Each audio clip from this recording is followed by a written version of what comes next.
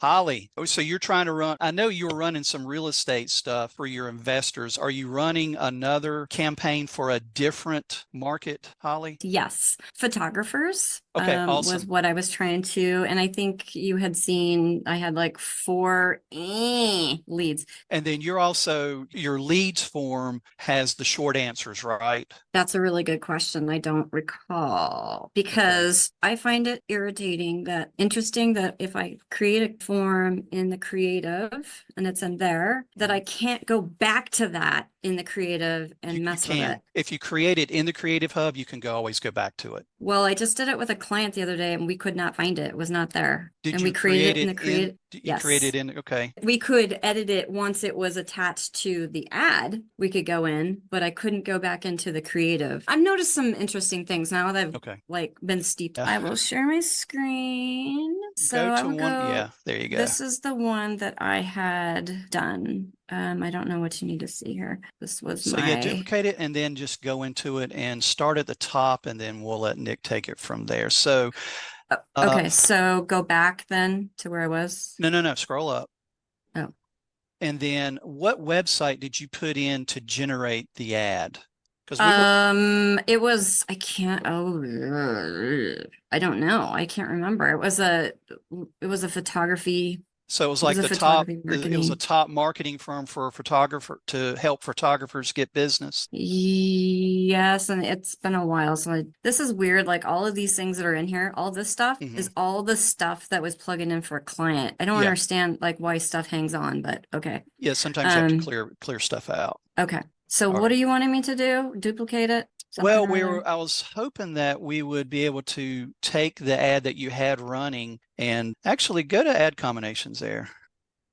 So I only had two images in this Okay. version because earlier I had four, and these are the two that were doing well. So I took out the other Okay. two that were, for Okay. whatever reason, people like cartoons. And how many leads did you get? Four total, and I don't know that they were quality at all. Okay. So you weren't getting that many anyway. Mm-mm. All right. Can you show your results from these, the view Mhm. results screen? And it's not, do not have it running right now. That That's is okay. under advertise. Yeah. And then scroll to the bottom.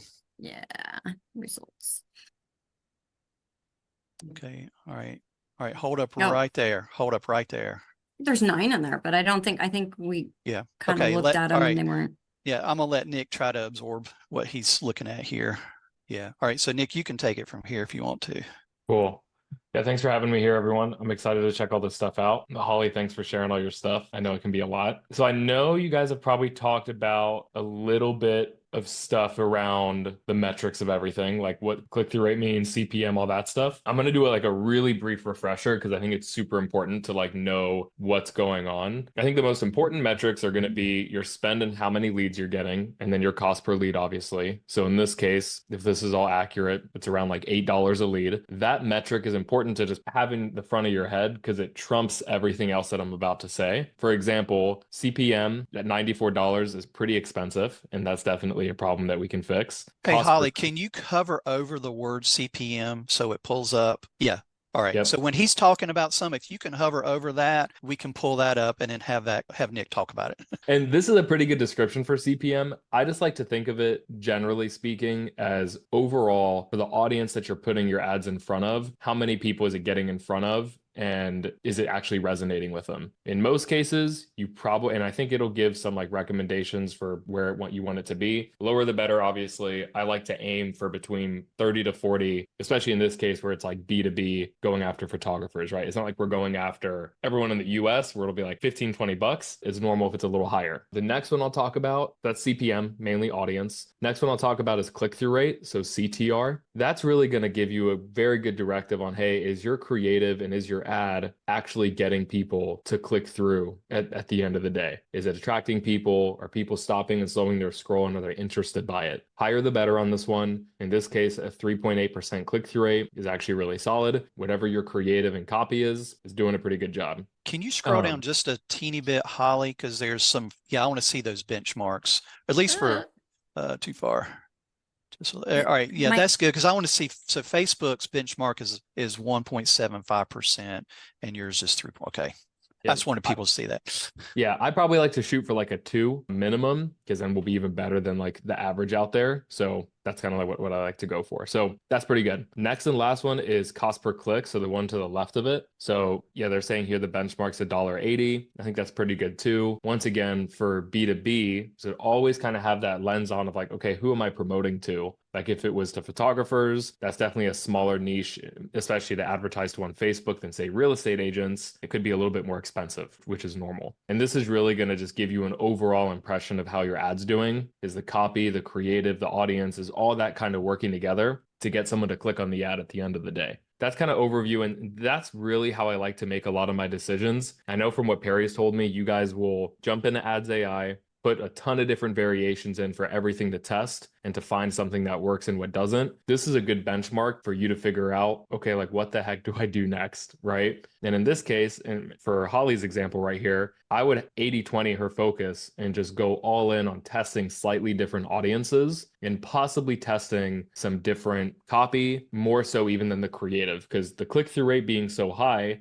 her creative is doing something right. The cost per click is a little bit high, so and that's good. High click-through rate's good. Her cost per click being a little bit higher than what I want it to, the kind of ad that it is, it got me thinking that, hey, maybe the creative is grabbing their attention, but the copy isn't really motivating them as much to click as we want to, is how I really interpret the data based on these metrics. And that kind of gives a clear focus of, okay, the next thing that Holly should test is taking her best performing images, copy, etc., launching that again in isolation to a new audience or a slightly tweaked audience and maybe tweaking that copy a little bit. Does that make sense to everyone? Like, you know, like a nod or a thumbs up or something like that? Right, that makes sense, right? Okay. Yeah. Nick, can I ask you a quick question Yeah. about copy? I've noticed that some of the generated stuff in Ads AI comes up with some very long copy. Is it better to go with some shorter copy on those? So that's a really good question. I think a lot of people get tied up in like long copy or short. My rule of thumb is I think it's actually totally fine and it's really good to actually have copy really long. I could show you guys in a little bit. I've got some copy on ads that I'm running that's like 5-6 paragraphs long. It's crazy and it works really, really well. I think the cutoff is don't make it long though, just for the point of being long. And if you're reading the AI copy that it's generated, because it is AI at the end of the day, and if it seems like it's rambling a little bit or it's not getting to the point, totally feel free to kind of trim it up. Just make sure your call to action is still in there. That's my feelings with long and short copy. Both definitely work. It's not like one works better than the other. There's multiple factors, but I hope that helps. Nick, can I ask a follow-up question to that? Yeah. You say short and long copy aren't necessarily the best metric to decide, but if you are going to have longer copy, what are some basic elements that are critical if you're going to have longer copy? What are the basic elements that justify more content per se? Could you give us some best practices on just principles that are communicated that might be eye-catching and attention-grabbing? Yeah, totally. And I'll share my screen here in a second then to show this, but to kind of preface it, just to make sure it aligns with everything for the platform as well, where I'm kind of going with this, and I hope this makes sense for everyone if you're at this level, like Holly, you're at the perfect point for this. Just to reiterate, your quote unquote next step would be to make a new ad only with your one winner. You actually wouldn't test anything else because at this point, you've got some data on kind of what works. So you'd really dial in on the one thing that works, improve the copy a little bit, improve the audience. That makes sense, right? Cool. Okay. Perfect. Okay. All right. So what I'll do is I'll show you guys kind of the elements generally that I like to use when I write copy. This is a very generalized, like beginner copywriting framework, which is totally fine. So I'll break it down a little bit more detail and then I'll show you guys some examples. There's 26 pages of ad copy here, so I won't go through all of it, but it's some of the best ads that I've personally ran. So generally how I like to break everything out is I'll lead with an attention grabber or some kind of qualifying statement. Perry mentioned that last week he spoke to you guys about leading with a shocking statistic, some kind of a story, something like that. That works really, really well as a good attention grabber or qualifying statement. And what you could do is actually call out those people. So say, Holly, you were going after photographers. I'll keep using that example. You could use some crazy statistic like 79% of photographers go out of business in 3 years or less because of XYZ, right? If you're a photographer, you're going to see that and you're going to like funnel in on everything that ad is saying. But if you're not a photographer, in most cases, you'll just keep scrolling on social media, which is exactly the point that you want. You want it to be attention grabbing to the person that's looking at it and that you want. The person that you don't want, they should be like, this is not for me, and they should keep going, which is great. So that's kind of the first step there. The next line that I usually like to, and this can be done in 1 line, 5 words, or even a paragraph. It's not strict. Next is the message angle. So let's say after you did, I'll just actually keep that up. Let's say you did the 76% of photographers go out of business in 3 years. Then you kind of want to present your unique message angle. How I really like to think about this is, let's say you were selling a chair. Chairs can be presented in multiple different ways. You could sell a chair and someone could want a chair for the reason of it being comfortable. Other people may want the chair just because it looks great, and other people will want it for both of those reasons. So that's exactly what your message angle is. Let's say you're teaching photographers how to get more leads through AI or something like that. Well, some photographers maybe just want the consistency of the leads coming in, and maybe they're not so focused on closing them. Sure, I mean, eventually they want to close them, but in their head, they're just like, if I just had 10 leads a day, I know this would work. Other photographers maybe are looking for long-term projects. So you just got to present your message in different ways. And I think that you can prompt the AI to do that by just kind of telling them, hey, for this offer, I'm going after photographers that are looking to go into wedding projects, or I'm looking for photographers that are doing one-off shoots, so on and so forth. So that's what this message angle would be. So in this case, let's say we're sticking with this angle again, 76% of photographers go out of business in 3 years. You could kind of say something like, that's why we've developed the simple 3-step system that uses 3 core emotional, I'm just writing random stuff, and business pillars that'll scale your business with AI, right? And No so, random stuff. I'm using all of this. No okay, random. good. So, right, and with the message angle, another way that I really like to think about is, you got the chair option, but you really want to lean into like, what is your unique mechanism? So for a lot of us, it could just be AI, which is totally cool. So that's kind of like this, or this 3 core emotional and business pillars. That's the unique mechanism of this ad. It's like, people are going to read it like, what is that? It builds a lot of curiosity. People are like, what the heck does that mean? What are these 3 pillars? I want to learn more about what that thing is, right? It's like, for me in my business, I use something called the pyramid of growth. When I say that, people are like, what? They want to know more about what that thing is, right? So make sure you kind of think about what's your unique mechanism, because when the AI writes your first set of copy and then you find your winner, that's where you can put in, you can take that same piece of copy and you can make it so much better by adding in something like this, adding in a unique mechanism and presenting it in different angles, right? So that's kind of how I like to think about this message angle piece. And it can be anything, just whatever makes your business unique and what makes your system to help that business owner unique. That's your unique mechanism. One last thing I'll say on that, if you're struggling to come up with one, just do really simple research. You can use ChatGPT or Google, whatever you want. But I actually like to look in like ancient history, or just history generally. So probably for photographers, again, you could look up like interesting historical facts about photographers, right? And you could probably find some pretty crazy or funny stories about a photographer doing something weird or something funny or something interesting in history. So that's a really easy way. If you're like, I don't know what my unique mechanism is. We did one for a client that did a lot of stuff with hypnotherapy and hypnosis. And we were like, oh, well, the ancient Greeks used to use it after we did research. And that was our unique mechanism. Like, oh, this 5,000-year-old ancient Greek trick does XYZ, right? So that's kind of that. Then from there, you'll give them more information, kind of like in a checklist format. I'll show you an example of this. It's probably better to look at it, but you'll just kind of, from this piece, you could say something like, I usually like to use emojis. You could say we partner with them and deliver leads. You could have another one that's saying, you'll just basically list features and benefits is how I like to think of it, right? Call to action, make sure you're super clear on click learn more below, fill out your information, and we'll talk to you about it. Be super clear about what the next steps are so they're not thrown off topic, or they're not really thrown under the bus when they go to the next step and you're asking them to talk. They're like, what the heck? Like, I never heard anything about this. Be clear with them in the call to action. And then scarcity and urgency. So you could say, hey, this is only limited to the next 5 people that are clicking on this ad. so on and so forth. Now, before I show some examples, you could totally move these pieces and elements around. I've led an ad with scarcity and urgency before and said, hey, I'm looking for 5 photographers that want to get predictable leads in the next 50 days. And then you could go into actually 76%, and you could go onto this whole thing. So you can move them around.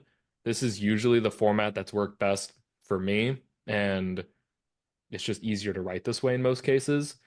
This is a pretty basic way to do copywriting, but it works really well. And this is a really good example that I want to show you guys really quick. Can you share that link for this in the chat when you Yes. get a second? Yeah, Yeah, I didn't gotcha. want to. I didn't know if you had other stuff on here that you might not be for public consumption, or if this was just You're this good. whole thing. Yeah, okay. No, you're good. I'll send it in the chat. Don't copy these ads, please, but use them as inspiration. That's all. Everything else, though, yeah, you guys can please look at it. So this is a really good example of kind of this whole copy framework in action. So this is for a productivity course that we did for someone, and the headline is "This Drunk Farmer's Morning Routine," or "This Drunk Farmer's Secret to 7-Figure Productivity." That's the unique mechanism in this case, the whole drunk farmer thing. People read that and they're like, what the heck is going on? This just makes no sense. Like a drunk farmer and a 7-figure productivity, they don't go together, right? So then there's the lead in and this beginning kind of grabbing attention and qualifying statement. Top performers are using this new drunk farmer morning routine to do a full days of work before lunch. Qualifying people right here. And the attention grabber, full days of work before lunch. It's basically putting out there the guarantee or the offer that they could, the thing to be that they could achieve as well, right? Privately reserved for multi-billionaires and CEOs. This morning routine helped me go from, here's that checklist. So this is actually an interesting way that we did the checklist is we did almost like a before and after. So I was doing this, now I'm doing this. This is a great way to make your checklist a lot more robust is by painting the picture of their current situation that they're going through, and then painting the picture of the desired situation of what they could be, that could be happening if they implement the thing that you're talking about, right? It's incredible what it does for people. This morning routine will help you. Here's more of a direct checklist. So I think originally when I wrote this ad, I did it without this. So it looked just like this. And it was just a simple checklist, but then we added this on at a later point and it worked a lot better.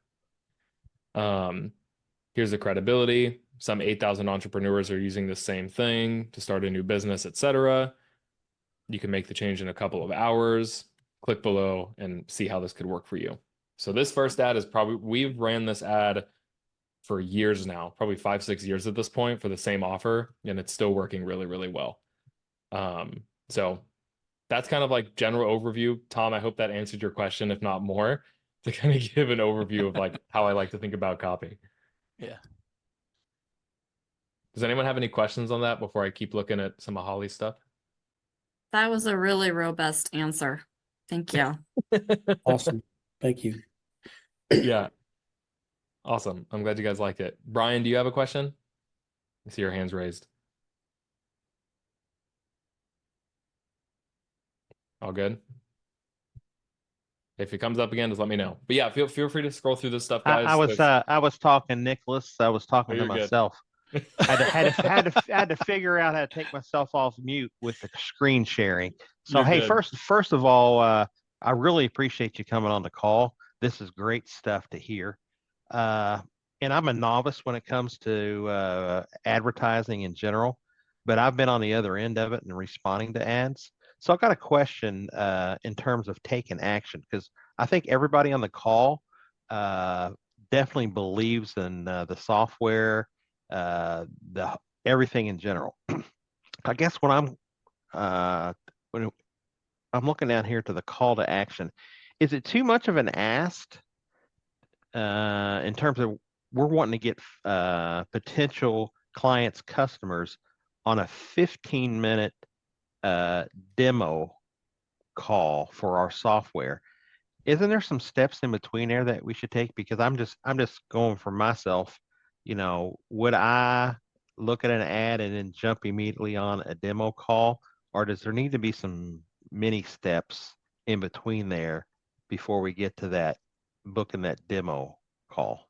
Just a question to you, if you can help out with that. If the offer is framed right, and if you kind of have a lot of these elements in your copy, it's not a problem whatsoever to take someone from somewhat of a stranger to getting on a phone call with you. Absolutely not. When we do it with CBI, and I've done it with a ton of other people, I think the biggest thing to make that happen and make that leap, because it can seem like a pretty big leap, is making sure that the offer is compelling enough for them. Let's say you're getting leads, but they're just like not showing up on a call with you. They probably just either don't believe you for whatever offer you're putting out there, or they can't see it benefiting them enough. So ideally, these elements are one way that you'll solve that and kind of bridge that gap between someone just seeing an ad, being interested, and then actually showing up. The second thing is ideally, you want to give them something of really, really good quality for actually showing up on the call. Like for me, for example, I'd say, hey, I'm going to audit all your ads live on the call with you, and I'll give you my 3-step framework for how to take any ad and scale it to whatever you want, right?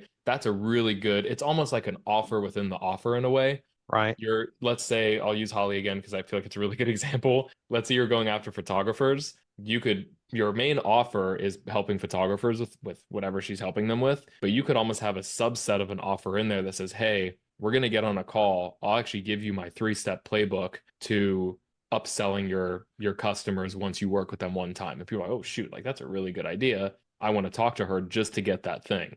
So it's kind of doing anything you need to give a lot of value to get them on the call. Those are the first two things. I'd say the last thing real quick, you can kind of give me some feedback. I think it's good to have some elements in there where you get their information first, like name, email, phone number. Then you kind of give them a little bit more information through follow-up, and then you pitch them the call. I'd say that's more for people that are on the edge. There's only going to be a percentage of people in your market that are ready to buy at the time, but I would try to talk to as many of them as you can. And if there needs to be some kind of follow-up in there, that'll kind of be the safety net around people maybe that aren't ready to go that second. Does all that help and make sense? It does. I just kind of have a follow-up question with that. So we're going to place the ad, and all of this ad copy, so to speak, is going to be within the actual long form piece of the ad. Is that correct? Am I tracking right on that?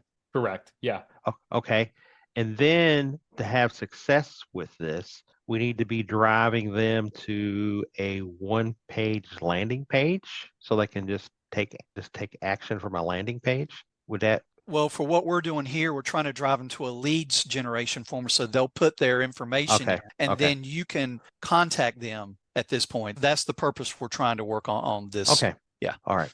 Thanks. Correct. But the same thing applies. Same exact thing. As long as that offer is good and you reach out to them and say, hey, I want to give you my 3-step playbook on how you can get a higher order value out of all your clients you work with, and we'll kind of audit your business, they'll be on there for sure. A similar framework. Thank you.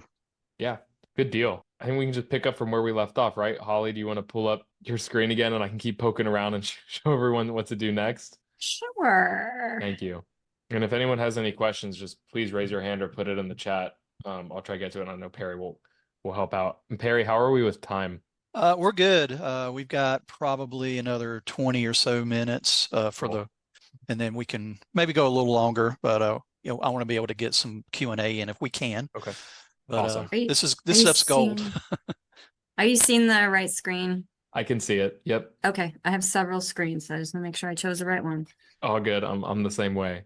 Okay, great. So with all that being said, and all that copywriting stuff being said, that's basically the next step. So just to reiterate it again, because I think it's super important.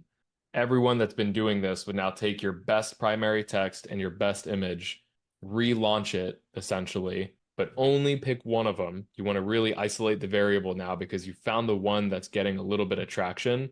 Like Holly, if you scroll back up again to the overall data, so you're getting $8 a lead right now, which is great overall. Yeah, you can improve some things, but that's pretty solid. If you pick the one thing that was the winner and only focused on that and made the small tweaks we spoke about, you could probably cut your cost per lead in half, if not more, just by dialing in on that one thing. So the beginning is all about testing a ton of different stuff, which is great how it's been done. After that first initial test, that's when you kind of cherry pick the ones that the ads AI are saying are the best. You make those small kind of tweaks to the copy like we spoke about, potentially the creative, potentially the audience, depending on the data, and then you go from there. So let's say the click-through rate was really, really low, but the CPM was also really low. You wouldn't really want to change your audience as much, but you'd probably want to put some kind of a new creative in there or some kind of new copy usually. So does that make sense? Like next steps for everyone once you do your initial testing, like what to do next? Yeah, can I just ask a follow-up? Can I just ask for a summary? Sorry, of those three things. Sorry, just because I'm a little lost in the combination. So if the cost per click is, Are you asking for your stuff specifically? yeah, Or just overall? in this Yeah. specific example. So if let me get this bigger so we can see all of that. If my cost per click is high, I need to do what? So cost per click is going to be more of like a generalized overview of the whole ad. So if your cost per click is high, your next step is going to be look at the other metrics to tell you what's making that higher, if that makes sense. Okay, so then you started with CPM, so is that where I should start then? Doesn't matter, whatever makes you feel good. Okay, so if my CPM is, let's see, we High. want this to be low. So if it's high, then what? Test your audience, test some kind of a different audience combination. So targeting, Exactly. Yep. okay, and then if my CTR is high, right? Oh no, low. If it's low, I need to do, Creative. So test a different kind of creative or copy. Okay. Now, the delineation between the two is going to be based on your cost per click. If your cost per click is higher, which it is a little bit higher right now, I'm going to lean more on the copy needing to be fixed than the creative. But let's say the cost per click was lower and the click-through rate was also pretty low. Let's say the cost per click, like in this case, the cost per click is higher, so it's not great, if it's okay, but the click-through rate is higher, saying that the creative is actually doing better in this case. Does that make sense? I hope I went back and forth a couple of times. That makes sense, Yeah. right? Good. Something at else least I'm to gonna me, I can't see everybody else, so I'm just answering for the group. That's fine. I'm gonna put this in the chat too. And I'm actually gonna take screen back real quick because I don't know if there's too much more we have to review on the ads AI per se. So I'm gonna share this resource too. I completely put in the wrong link. Okay, so this is basically a cheat sheet of those same metrics. Ads AI has them all there. They align with everything that I'm saying here, but this just takes it a little bit deeper, kind of like what I just said, and consolidates it all in one spot. So there's pretty decent amount of stuff here. I don't want you guys to get overwhelmed. This document, it may actually be better because this is a deep dive on those stats with videos on how to influence every single one of them. So let's say, for example, your cost per link click. So just to explain it real quick, if you guys review this at some point, these are all the key metrics. The goal is kind of labeled right here. So less than $3 is ideally, generally speaking, what you want to aim for. It explains it at like a third grader level, what it affects, kind of like we said, overall picture of the ad. And then I give 4 different ways to influence it. So if your cost per link click isn't doing good, there's 4 things that you could do. You could test your copy a little bit. You could test your audience a little bit. And there's some other tests you can do as well. And the same goes for all the rest of these KPIs. So I update this just about weekly, depending on how busy I am, and I put more videos in here. So I'll put this doc in the chat if that's cool with you guys. That's awesome. Thanks, Nick. Jenny, you had your hand up next. What's going on? Yes, thank you. So kind of what Holly has been going through. Let's see if I'm going to try to share this real quick. So I was trying to read, oh, I can't share. I have to update Zoom or something. So anyway, I have a 8 variants running. 7 of them say best, 1 says good. And it's been on day 8. And I have 1 lead. When I look at all of the the spend and the clicks, they seem to be in line, which I'm on my second run, maybe third, because I had bad. So I finally got some good copy and I feel like I'm improving, but I'm still at 1 lead at a $60.39 a lead. Okay. What industry are you going after, if you don't mind me asking? So this is marketing for a client and they're a counselor. So you're looking for, so it's for a client, they're a counselor, and you're getting leads for that counselor, right? What leads do they want? Is it like counseling for anyone or for someone specific? It's mental health. So it says and I wish I could be happy, it's kind of cute, but are you stuck? Do you feel alone? It's Okay. more, but maybe that's it. Maybe I need to target a little bit more. Is that Let me Because I'm see here. getting a high click through, but I'm not getting the leads. Yeah, I'd love to see what the ad looks like. And I think something that could be good, if you're getting a high click through and you have some of those good ones, kind of do something similar. Just pick one of them that says best, that maybe you like the most or that you think could do the best, and create a new campaign only with that one best copy, best image, best audience. And I'd recommend to go a little bit broader with it. I don't know what your targeting looks like, but for something like that, like with mental health, as long as the copy is definitely talking towards that, going a little bit broader, I guarantee you you'll get way more leads a lot faster with just a little bit broader targeting. And I basically like took away my targeting because I went through like have young kids, just got married, live away from home. Like I tried all this stuff. And so I basically just said a radius around the location of, and now I'm getting more click-throughs. So I don't have a specific target. Nicholas, would that be a problem with the call to action maybe? Does it maybe have to be modified somehow to make people click? Okay. But Could you be. said the click-through rate wasn't the problem. You said the click-through rate, you're getting good, right? Meaning becoming a lead, right? Click to submit the information is what I meant, sorry. Nick, this is a question that I have about what she's talking about. It's one thing to get click-throughs. It's another thing to get click-throughs that convert into captured leads.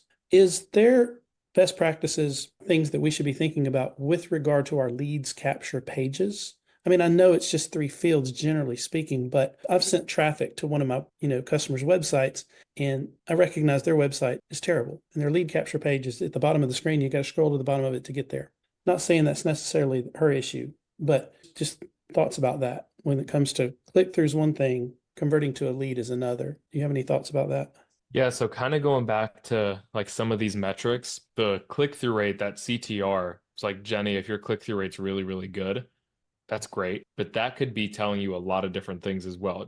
In most cases, that's telling you, hey, if someone sees your ad, they're slowing down on it and they're clicking on something. Now, that click-through rate could actually be a click on the profile picture. It could be to like the post. It could be to go look at the comments, or it could be to click to start filling out that lead form. If you are seeing, I think the easiest thing you could do if you haven't done it yet, and please tell me if you have, is picking like one winner only and just running with that one thing. Because right now, if you've got like 6 or 7 that it's splitting it between, or even 2 or 3, it's just a lot more variables. And it seems like you've gotten out of that stage where you know kind of what's working, or you have a good idea of some ones that are good. Pick one of them only and run with that. And I think that'll solve a lot of the problems. And so since I have 7 best, right now I'm pausing my launch and then I'm just relaunching, because before it seemed like it took a while to get to the point to where you're starting to generate leads. So if I pause it, do I start that all over again or no? I'd say it depends on your budget. In a perfect world, if I were to do it, I would keep what I have active at a little bit of a lower spend, and I'd pull out just that one winner in a new campaign and launch that and try to ramp that one up. Ideally, that new one you launch outpaces the one with all the 7 variations. You can turn off that one and just double down on the one that's getting all the leads. And ideally, how long would you say we would know if this is successful or not? Because at first, like 48 hours, really need to wait until day 8. What do you think is the best timeline? So I usually say don't really touch an ad or judge its performance the first 2 to 3 days in most cases. Now, what's great is with these metrics, these should be this should be your guide essentially through everything. So let's say you launch it day 1. And day 2, you look at it and it spent $20 and all the metrics just suck. My rule of thumb is usually to wait at least 2 to 3 days. But say like middle of day 2 or start of day 2, all the metrics just suck. There's a really unlikely shot that they're all just going to magically turn around on day 3 and everything's going to improve. So if, let's say that was the case for some of you guys, I would probably stop that ad right there, look at the metrics to tell me what was the main problem. If everything was bad, you could look at, okay, well, what's the main culprit here? Like, is it what's the worst metric? Relaunch with kind of tweaking that thing. So I hope that makes sense. Let's say you get over those 3 days, like the metrics are doing really, really well at that 3-day mark, but you're just not getting any leads. Definitely look at the spend, look at the industry, and kind of see where you're at. It sounds like you were at like 8 days, you spent 60, maybe $70, and you haven't gotten a lead yet. Was that right? Just one. Just one? Yeah. Yep. So I think in that case, $60, one lead, pretty expensive, but you've also tested so much And a lot of that initial testing ate up a lot of your budget. So that's why I think it's a really good idea just to pull out that one thing and kind of follow that same flow that I just kind of mentioned. Wait the 3 days. Obviously, if like by day 2 it's like this is really bad, then pull out and try maybe a different one. But put limits on it too. Like track your, I mean, you're obviously doing it really, really well, but say to yourself, hey, I only want to spend 10 to 15 bucks a lead. One, is that realistic in other industries with this? I'd say for mental health and counseling and stuff like that, absolutely. To pay around $20 or less a lead, probably way less. I'm just putting it up there a little bit, but that's exactly what I would do, is pull one out, wait 3 days, track these metrics, and you should be in a lot better shape. Does that help? It does. It makes it hard too, because this is a client's money, so like the first round was $123 without one lead. And then now we're, 8 days in and we're $60 in and we got one lead and we're like, what do we do with it? So when you're messing with other people's money too, it makes it a little bit harder. I get it. And I totally understand where you're coming from. And for 2 reasons. One, I spend other people's money all the time, and it does make it a little nerve-wracking if something's not working. But I think what makes it unique for a lot of us, and then myself speaking my own personal experience, is I run and spend my own money on my own ads too. So I get it. Sometimes there's going to be a little bit of a learning curve there, and it's totally normal. And it's actually a good thing, as long as you're kind of leading them down the right path and use these metrics to your advantage and say, hey, we're beating industry average in all these areas. We just have a hang up here. We need to improve this. And as long as you kind of show that path forward, especially with paid ads, because a lot of people overcomplicate it. And I like live and die by these metrics, essentially. Like if someone's like, oh, something's wrong, I'm like, have you checked your metrics? Like, are they working? If you're like, oh, no, I haven't looked at it. It's just not working. It's like, okay, well, like this is what you should like live by when it comes to paid ads, essentially. I get it, but I hope that helps. I'll be here next Thursday, so hopefully it'll be a different story by then. Hey, Jenny, if you can, maybe update your Zoom. I think this would have went really good if we could have seen your ads too. Yeah. We probably could have got, some really good insight on things to do and not to do with that. So maybe we can plan on that next week. Somebody else is sharing their screen, so you can't yeah, I'm not real sure what it needs me to do, but I will. I'll make sure I get on it next time. Awesome. All right. Lakin, you had a question. It was just in regards to Jenny. You said that you didn't have any kind of targeting right now. You said you did a radius at one point in time, then you did one that was really broad. Like, Nicholas, what would you say in regards to that? If there's no targeting whatsoever, is that bad? Yeah, does that dilute the ad spend? It would be my question to that too. No, it definitely wouldn't dilute the ad spend if it's really broad and it's just a radius. To me, it sounds like 2 problems for Jenny's case specifically. There was maybe a lot of testing going on, which is a good thing. And now it's at that point where it's like, just pull out that winner, because Jenny, I guarantee you there's one ad did generate that lead. What if that ad only spent $10 and it got that lead? Like, that's your winner, and you just double down on that now, right? That's why I'd recommend starting to pull those out. The other side of things too is, I just totally lost my train of thought, huh? It doesn't dilute the spend. Pull that winner out. And then, Lakin, what were you asking on top of that? About Like targeting. no targeting. What's targeting. What's the appeal of no targeting? The appeal of no targeting is it gives Facebook room to breathe. If you start to layer in tons of different targeting options, you're almost just not giving the algorithm the opportunity to even kind of search outside of itself to find something that works and that doesn't work. And like I said earlier, I may have done it really quickly, but the copy and the creative, if anything, is more of a tool to you to attract that right person in a lot of cases than the targeting is. So like if I did like the entire state of Florida, but my first line was like, attention real estate agents, this is only for real estate agents, I'll probably still get a ton of real estate agents, even if I don't even target them. That's the big appeal with it. Just in my experience with this ad, my images were the same. So I went from bad, bad, bad, bad, bad. And when I changed my targeting, I wound up having best. So for me, the targeting was, I think I had things a little bit too, narrowed. I changed a couple of the images. I mean, there's a little bit here or there, but I went from very similar content and copy to bad to best by changing my target audience. There you go. Yeah, I would. So that's just proof in itself that the broad can work. And if you've been using the same images, really consider using something different. Because at the end of the day, if we just think of like someone scrolling on social, that takes up like 90% of your ad is that picture or video. So it's usually, although a lot of these other metrics will contribute to it, in most cases, the easiest low hanging fruit is like make a new creative, catch someone's attention a different way. And that's something big that can help too. Tom, what's your question? Well, it kind of has to do with this topic and the whole theme of, when I look on Facebook and it says this many impressions per month for this amount of spend, right? And kind of related to this, I have a customer that wants to advertise for his franchise, and we were trying to decide, and he said, well, I want to advertise in Mississippi, Georgia, and Tennessee. And I said, well, okay, for $300 a month, you're going to get this many impressions. So we don't want to dilute those impressions across 3 different states. Why don't we pick a couple of cities in each state that you want to focus on generating a territory for a franchise there? What are your perspectives on it? This has been a very enlightening conversation to me with regard to not diluting your ad spend across too big of a demographic. Can you give us some perspectives on that? That's a good question. So I think when it comes to like diluting the spend and the impressions, if you spend more, you'll reach more people. And like when it's giving you those estimations as well, like, oh, if you put $100 in, you'll reach about this many people, have this many impressions, this many clicks. Sometimes I really take some of that with actually a grain of salt, and I'd actually test it myself first to actually see kind of, okay, where is this going? Let's say you're doing the entire state of Mississippi. You could start with just one state,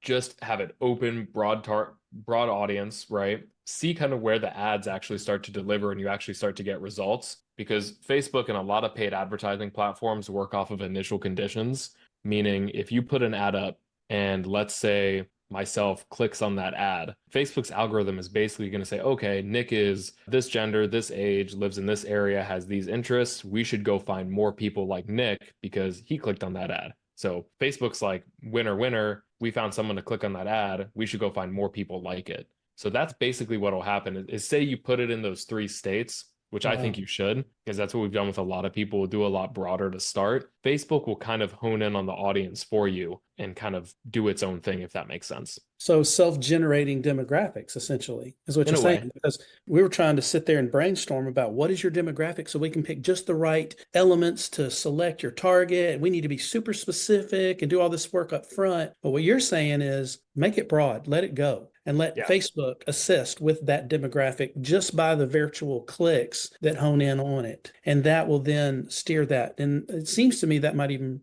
generate more effective targets, correct? In most cases, it will. We do a lot of audience targeting every week. It's more of like what's a new market we can get into, or what's a new segment we can get into, and how can we diversify our spend a little bit. It's more of a scaling strategy than a we're not reaching the right amount of people strategy. Wow. So start with less demographics in the beginning. That is a complete mind shift in my brain that you just opened me up to when you said that about how Facebook works. I would imagine all the other all the other social media platforms, do they work with similar algorithm effects? It's similar. I know TikTok can be a little bit different, but it pushes people through like view counts essentially. So like if you post a video, or if you posted a video on TikTok ads specifically for paid advertising, like 80-90% of the time, the platforms work this way where they run off initial conditions. That's why people can get stuck in like a doom loop of bad leads. You post an ad, a really crappy lead clicks on it. Facebook doesn't know what a crappy lead is, right? So you almost have to train it in that way. Gotcha. But it sees that you got a lead. It's like, oh my gosh, we got a lead. Like Facebook's like through the moon, happy that you got a lead, but it doesn't know that it's a bad lead. It just, Facebook's like, oh, Nick asked me to get it a lead. I got you a lead. What do you want? I see. So in some cases, it might be better to restart an ad for that reason too. Exactly. And maybe add in some of that targeting as well. Yeah. Thanks, Nick, for being on the call today. And we're looking forward to next Thursday as well, because this was very enlightening for everybody. We'll see everybody on Tuesday's call. Everybody have a great rest of your day and a great weekend. Thanks, everyone.